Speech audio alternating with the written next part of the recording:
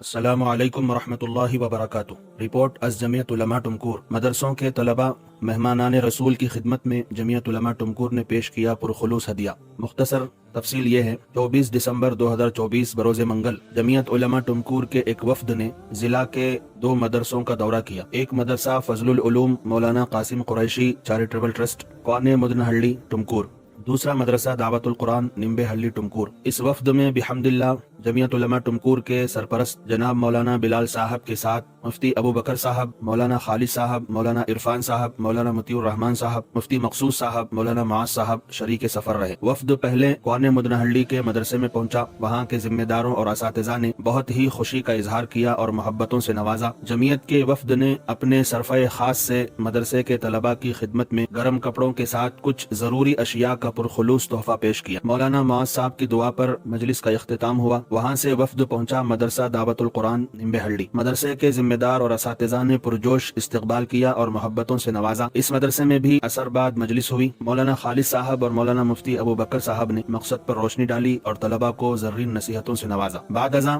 مہمانان رسول کی خدمت میں جمعیت کے وفد نے پرخلوص ہدیے پیش کیے۔ پھر مغرب سے فارغ ہو کر جمعیت کا یہ وفد کنگل اجتماع سے ہوتا ہوا واپس پہنچا۔ ناظرین سے گزارش ہے جمعیت علماء ٹمکور کے حق میں خوب دعائیں فرمائیں کہ باری تعالیٰ مزید خدمت کی توفیق بخشے۔ والسلام علیکم ورحمۃ اللہ وبرکاتہ۔ جمعیت کے سپاہی، جمعیت کے سپاہی، جمعیت کے سپاہی، جھکتے نہیں بکتے نہیں اغیار کے آگے، ایمان سے سرشاری ہر ایک جوان ہے، اسلام کے متوانے یہ دی کے جیانے، تاریخ بھی دیتی ہے شجاعت کی گواہ۔